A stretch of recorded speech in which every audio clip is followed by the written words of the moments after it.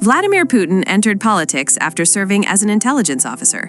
He was appointed as the Secretary of Russia's Security Service under Boris Yeltsin's administration and later became Prime Minister in 1999. After serving 2 terms as president, he was again appointed Prime Minister. As Prime Minister, he amended the Constitution to remove the limit on presidential terms, allowing him to serve a 3rd and 4th term as president. Putin became Russia's most powerful leader. Although Russia relaxed somewhat since the Soviet era, many describe Putin's rule as authoritarian. Though elected directly, his elections have often been questioned. There is significant opposition to Putin within Russia, but authoritarian leaders routinely suppress dissent harshly. During his 4 terms in power, many political leaders, journalists, and human rights activists opposing Putin lost their lives. This video discusses some of those political figures, human rights defenders, journalists, and former officials who died after opposing the Russian government. Alexander Litvinenko was a former officer of Russia's FSB intelligence agency. Born in 1962 in Voronezh, Russia, he joined the Russian army after finishing secondary school, rising to the rank of lieutenant colonel. After graduating, he was appointed platoon commander in the Soviet Ministry of Internal Affairs Dzerzhinsky Division. In 1988, he joined the KGB's counterintelligence division and was soon transferred to the Federal Security Service, where he was responsible for combating terrorism and organized crime. He was deployed to various hotspots across Russia and received multiple awards. In 1998, through Boris Berezovsky, Litvinenko met Putin on the day Putin was appointed FSB director.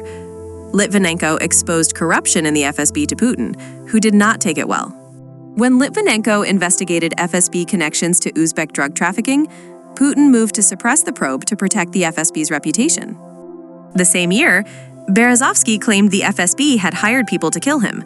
Later, Litvinenko and some FSB officers held a press conference in masks, admitting these claims.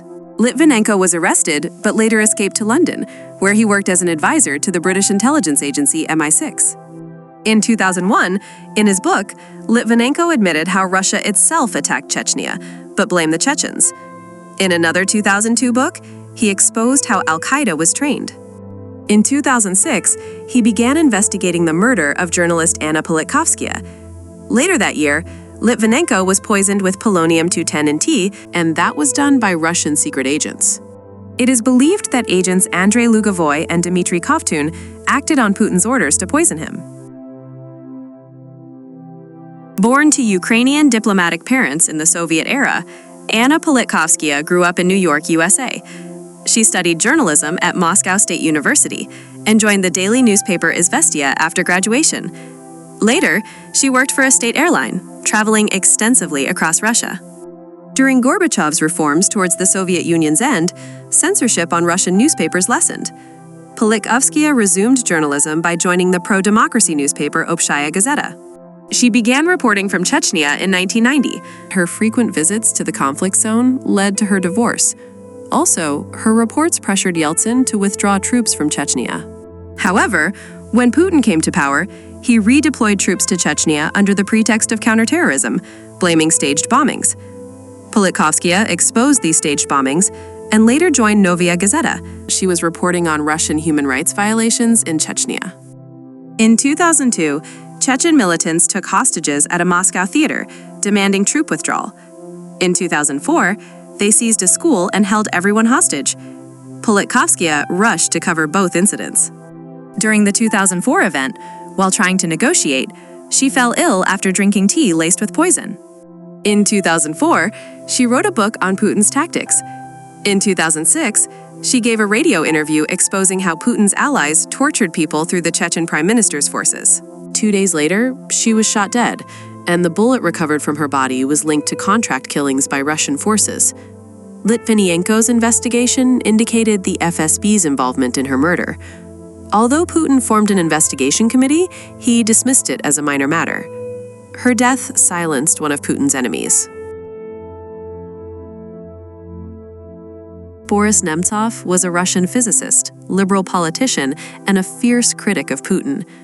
After the Soviet Union's collapse, He gained recognition as a young reformist leader and was appointed governor of Nizhny Novgorod by Yeltsin at the age of 32, making him the youngest governor in Russia's history. His reforms were praised by the central government, and he became deputy prime minister. Nemtsov emerged as a leading opposition figure to Putin. His party became an opposition force. He supported liberal activists during Ukraine's Orange Revolution and criticized Putin's invasion of Ukraine. He condemned Russia's annexation of Crimea in 2014. In 2015, after dining with his Ukrainian girlfriend in Moscow, he was shot several times from behind. Though Nemtsov died, his girlfriend survived. The investigation committee stated that 5 Chechen contract killers were paid to kill him and were punished. Nemtsov's sister, working at Deutsche Welle, believes the killers were not Chechen leaders but higher-ups. Many view the investigation and trial as staged. Sergei Magnitsky was a Russian tax lawyer and auditor, born in 1972 in Ukraine of the former Soviet Union. At 9, his family moved to southern Russia. That Magnitsky was a gifted student and won math and physics Olympiads.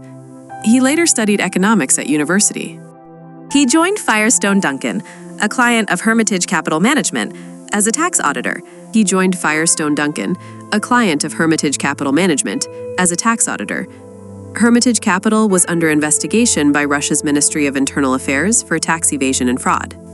That Magnitsky was tasked with investigating a police raid on Hermitage Capital's offices, and he proved the raid was illegal and that a staged tax fraud was fabricated to support it.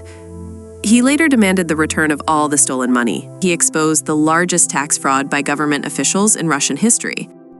When he proved police misconduct, instead of acting against the police, authorities charged Magnitsky. After 11 months in custody without trial, Magnitsky died from abuse 13 days before his expected court hearing or release.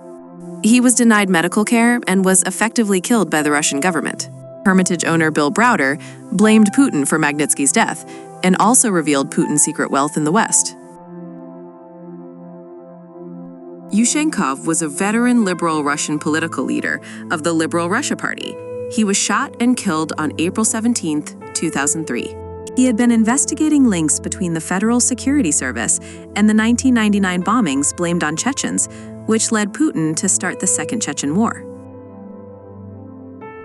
The latest addition to this list is Yevgeny Prigozhin, leader of the Russian Wagner Group. Founded in 2014 to support Putin's campaign in Ukraine, Wagner is a state-funded private military company. Putin launched a full-scale invasion of Ukraine in 2022.